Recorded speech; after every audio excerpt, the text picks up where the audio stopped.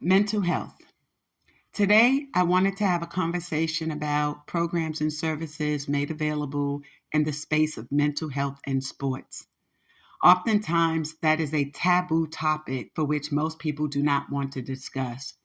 Some of the reasons surrounding the lack of discussion and the taboo is people associate mental health with being crazy, schizophrenic, and mental health takes on different meanings.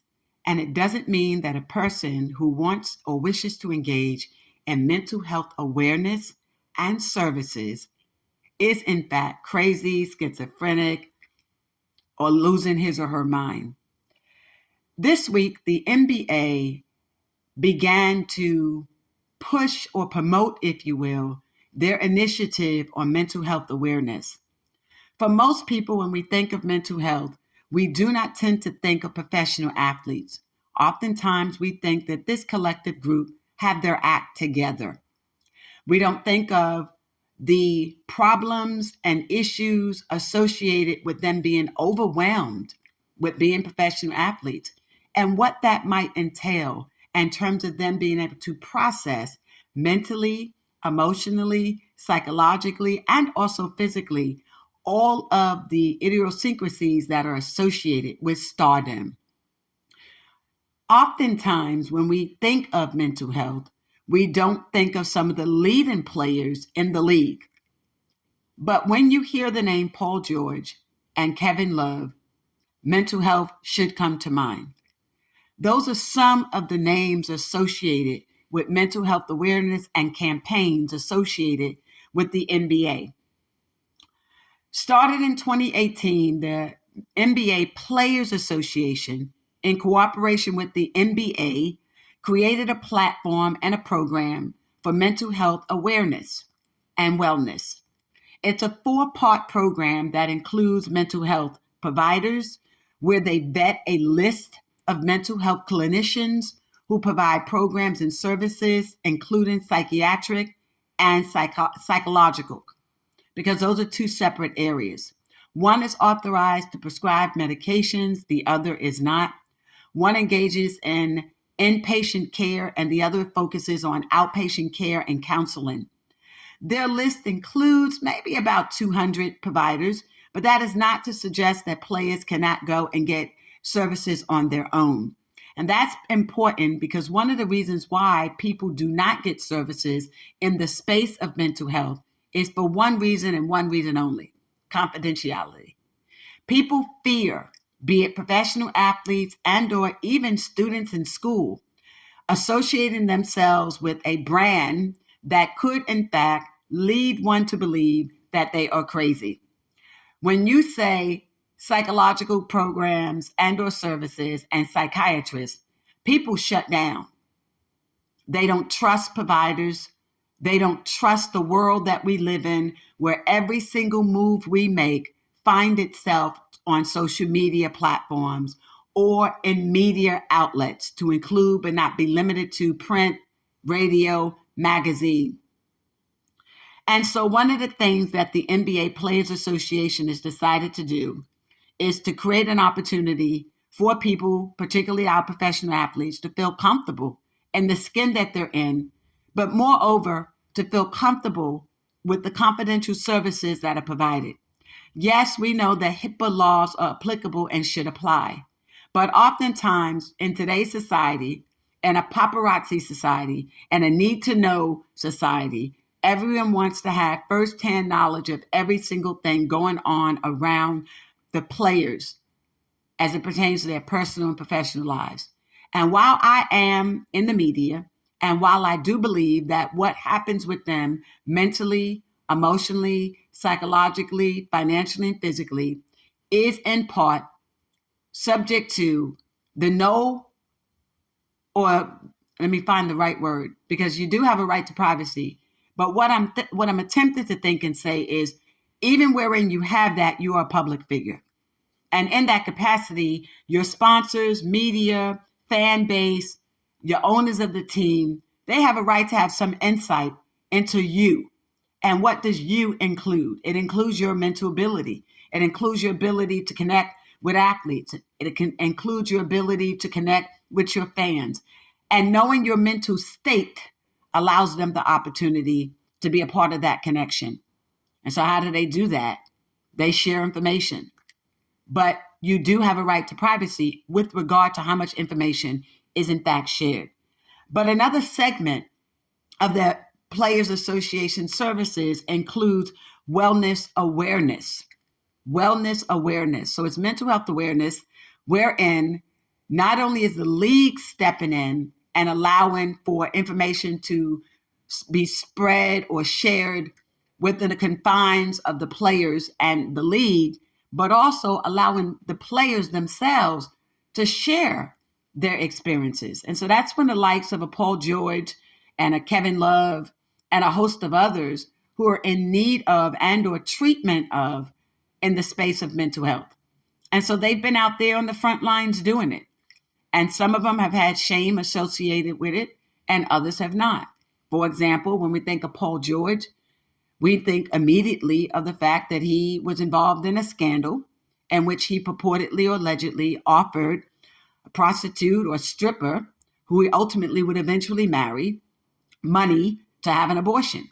This person was also engaged in strip dancing, where there was a lot of accusations that it was a lot more than stripping. That was substantiated. But when she became pregnant, he did not want to be associated with her on that wise. Why? He was in a relationship with what they call NBA royalty. He was dating Callie Rivers, who is the daughter of NBA legend and coach Doc Rivers. And so she's gone on now to moved on with her life, and she's now married to Seth Curry. But during that time, the media and the world was engaged in their personal lives on multiple levels. One, about the right to choose. This woman's attempt to be forced, allegedly, to have an abortion. A man's right to say who he wants to be, the mother of his child. And then here, this gentleman who obviously was in love with Callie Rivers, a woman everyone knew that he was dating openly, in love with her, she with him, whom people suspected would one day marry. And all of that ends. And now people are focused on Daniela, this stripper, who people are saying are doing a lot more than stripping. And, you know, the busted open, bend it down type stripper in Miami at Tootsie's. And people are having conversations about a black man with a white woman, about how could you date her? She's a stripper. She's out there. She's selling and she's butt naked for strange men. And you have the likes of a Callie Rivers. All of those, and I purposely put that out there because it allows for you to understand the mental pressure that he was under. One, having to answer to accusations about whether or not he in fact offered a stripper money to abort a child. Two, why are you having sex raw with that type of person? Three, people looked at how beautiful Callie was and compared it to Daniela. And four, a black man who obviously was with a black woman who now ultimately, as a result of that, black women shied away. So ultimately, you try to build, if at all, this type of relationship with a stripper. Someone who in your normalcy would never have qualified to be in a white status.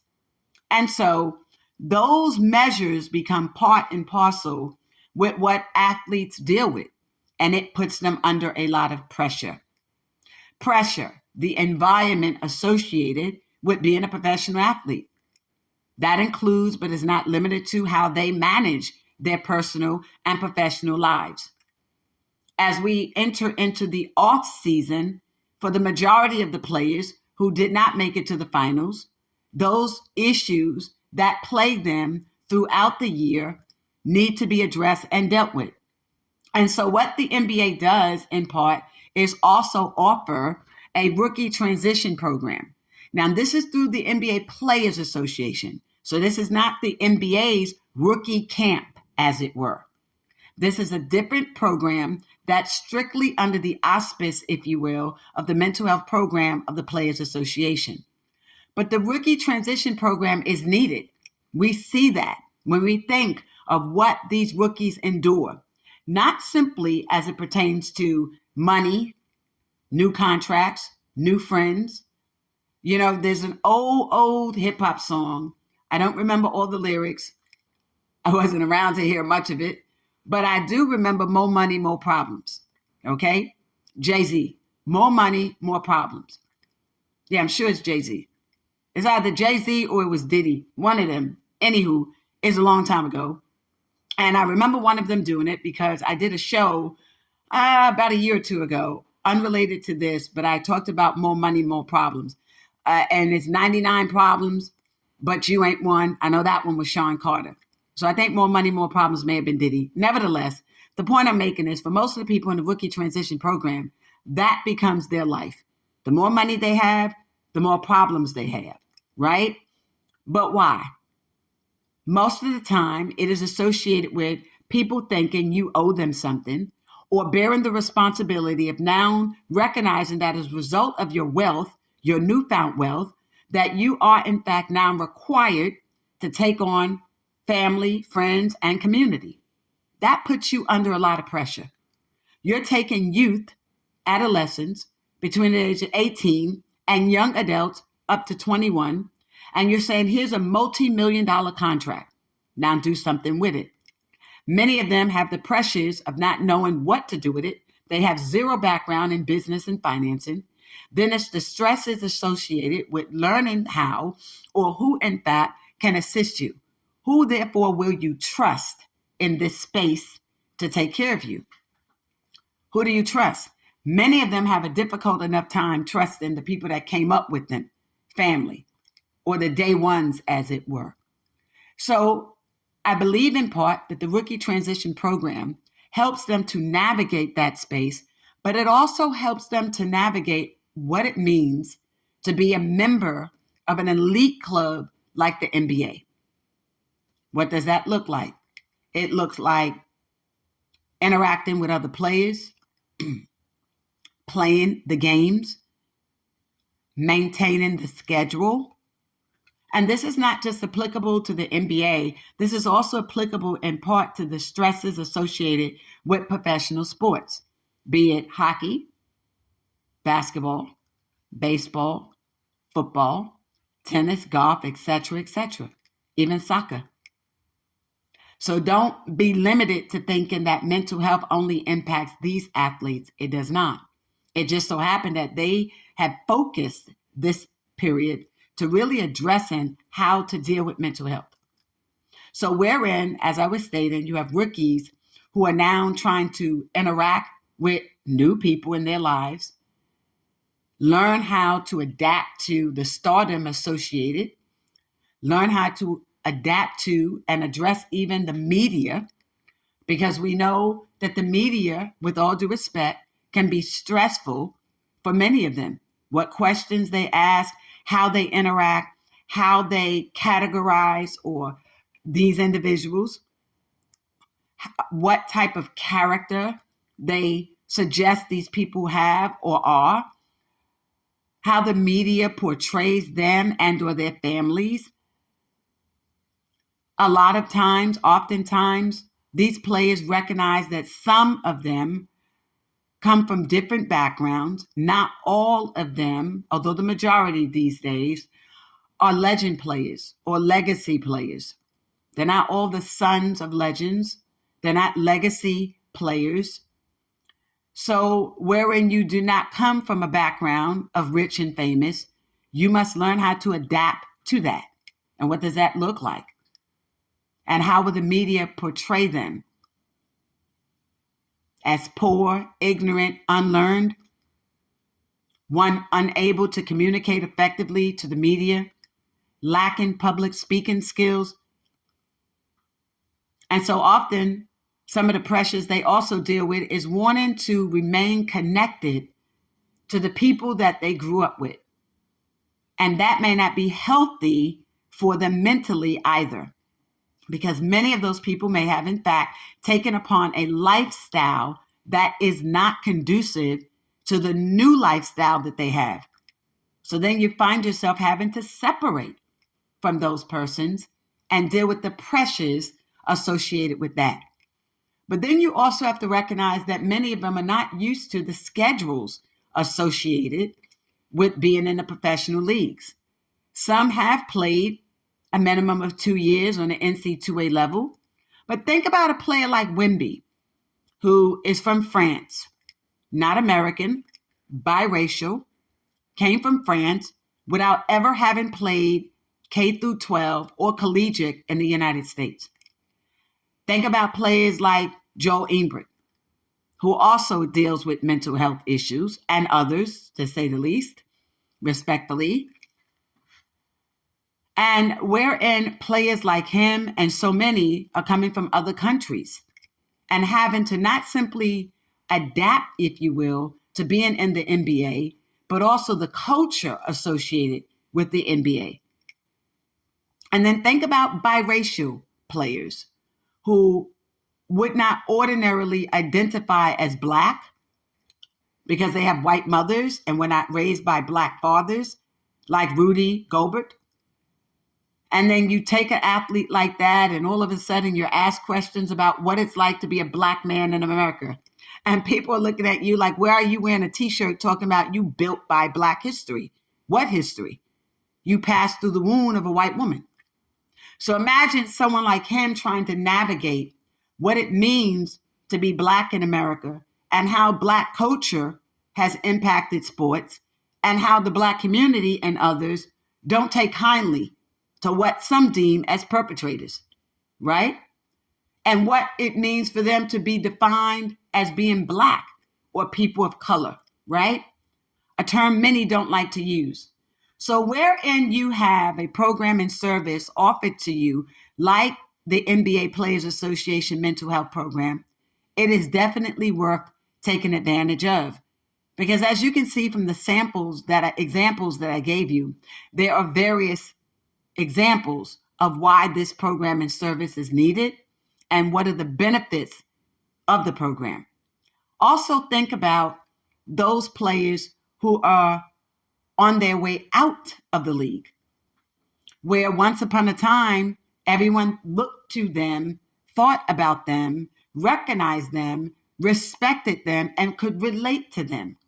What about the likes of a LeBron? The mental health issues associated with the once upon a time, where people look to him as the leader, King James, right? Mental health is necessary for people like him, Stephon Curry, and others who once dominated the sports. But when you look at that, they're not doing very well of recent, right? The Lakers haven't gone anywhere, and neither have the Golden State Warriors. So the mental health services are needed for those type of players also. Not simply the rookies coming in, but those who once upon a time were the number one draft picks, once upon a time were MVP, they were finals, all defensive teams, individuals who won and or attained several chips, or even one, for that matter, championship. And now all of a sudden, nothing's happening for you. You think they don't have mental health concerns? The thing I enjoy most about what they're offering is with the educational side, where they're differentiating between people's misunderstanding of mental health, mental wellness, and mental illness. And that is something I want them to hone in on. The focus is mental health. The conversation needs to also be about differentiating mental health, mental wellness from mental illness. Because part of the stereotype, part of the taboo, part of the thing that keep a lot of players from tapping into themselves to get the help that is needed is the stigma associated with mental illness. And not every person who tries self-care, not every person in need of wellness, not every person who wants mental health checkups are in fact dealing with mental illness as a disease. Schizophrenia, bipolar, conduct disorders, anger issues, right? We also look to the impact of mental health on someone like Bronny James Jr., LBJ's son, the pressures that might be associated with him and several other players coming in the league as legacy players, having to live up to being their father and or relative. That may not be easy. So it's not simply predicated upon the transition of rookie per se, but rather what might life be like mentally, emotionally, psychologically, and the stresses that impact them physically from being the son of a LeBron James. And the expectation of people to think you must play the game like your dad and or better. So mental health illness is needed. It is necessary, but not just in professional sports. It is necessary in all sports. It is necessary in the NC2A, where for many of those athletes, particularly when you look at the numbers, according to the High School Basketball and Football Federation, there are about 1 million football players and 1.4 million basketball players, male and female. But look at the numbers for the NC2A D1 for basketball. Of about that 1.4, when you break it down for male sports, the male athletes, at about maybe, I think, 540 to about 650, only about 17,500 of them are going to actually become D1 freshmen in basketball. The number even gets lower to 4,500 by their senior year, all vying for 60 slots, 30 each for first and second round. What do you think the mental health issues are associated with those players who will never make it and who spent their entire K through 12 and the first 2 years, if at all, thinking about going pro, and then the opportunity is not available to them? Imagine what that might be like. It's a conversation we need to have across the board. So while we commend the NBA on the mental health program, we also look to what the NC2A must do and continue to do in an effort to break the stigma associated with mental health, and more importantly, to engage the student body in the conversation. And this is equally more compelling when you think even about high school sports. And we deal with a generation of social media and cyberbullying, but other aspects of what it may be like to play in high school. At the same time, you're dealing with peer pressure and everything else associated with being an adolescent. Parenting, peer pressure, employment opportunities that may be available to you between the ages of 14 and 16, be it summer job or part-time employment by the time you're 16, having that first girlfriend, the relationship, that breakup. How does mental health impact that individual? So what we see in a lot of athletes from K through 12, aggressiveness that we say is healthy. And oftentimes it may not be, because some of them are dealing with other issues like sexual abuse, physical abuse at home, and the challenges associated with childhood and fitting in. And some of them, to be honest, if you've spoken with children like I have, they don't want to play the sport at all. But they have a dad who wants them to play, who wants them to be like he either was or could never be. And they try to live up to that too. So it's not just a challenge that impacts them within the space of professional sports. It's something that we notice starts as early as K through 12. The Little League, the AAU, the 8 and under, 12 and under, that type of environment, the rec ballers. What do you do with that? Well, the NBA Players Association has attempted to do something about it, and that also includes the summit. They conduct a summit, a conference, a global environment where they can have the conversation about mental health.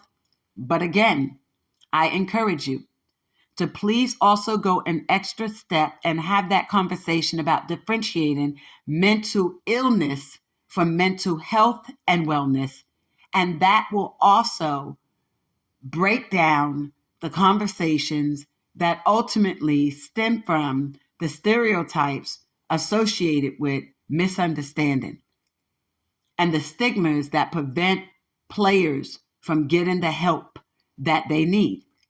And let me say this, while I'm speaking about it through the lens of the NBA, NFL, NHL, and Major League, let us not forget that women, WNBA players, and others equally are in need of and treatment from issues that they too deal with as it pertains to mental health.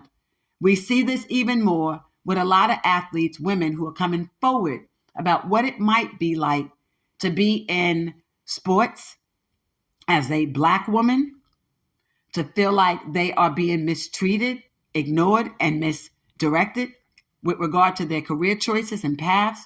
When you think about all the women who were impacted and who experienced sexual abuse by the former Dr. Nicer with the U.S. Olympics and gymnastics, when you think about the mental, emotional, psychological, and sexual abuse that other female athletes endure, when you think about what it may be like to be a representative of the LGBT community, when you think about the challenges now with transgender in sports, I'm a heterosexual woman, a proud one, but I do recognize some of the issues that that collective and that population experiences.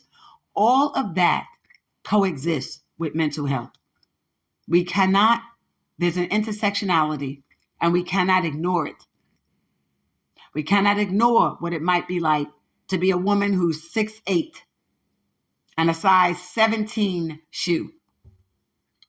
And you want to feel like you are normal in the sense that you want to fit into what it means to be other girls who are 5'6", 5'7", 24, waistline, 36, breasts, 38, buttocks, right?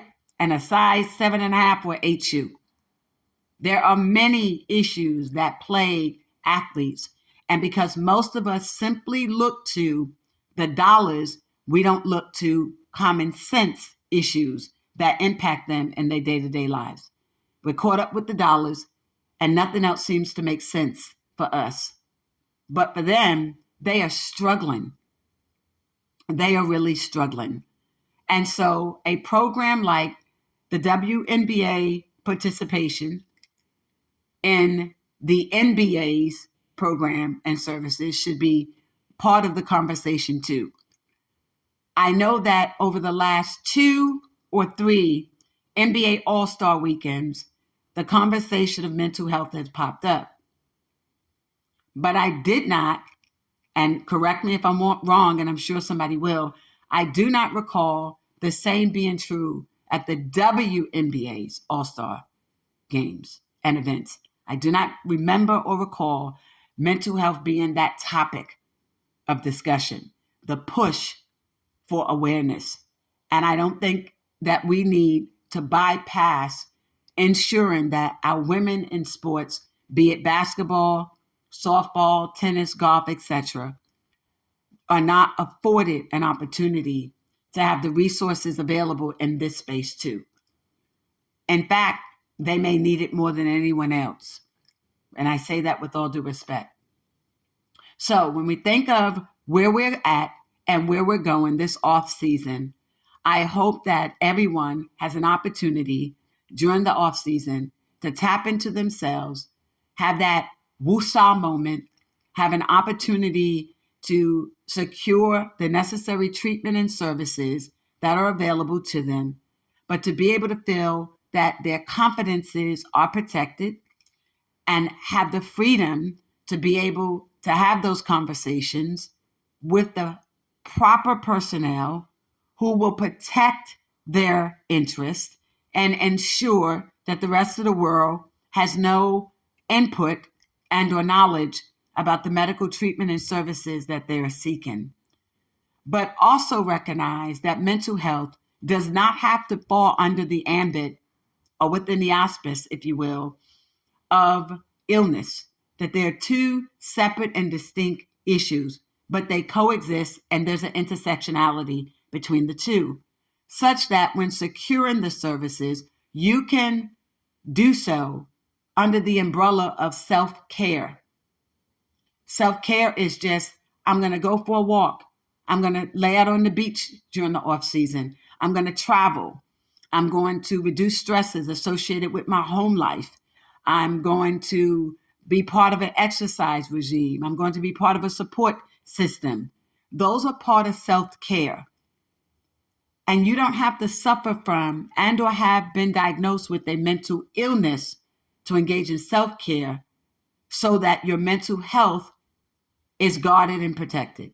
Thank you for joining me today on this episode of Field to Rim, brought to you by Celta in Sports. This is Lisa Hampton. Have a safe off season.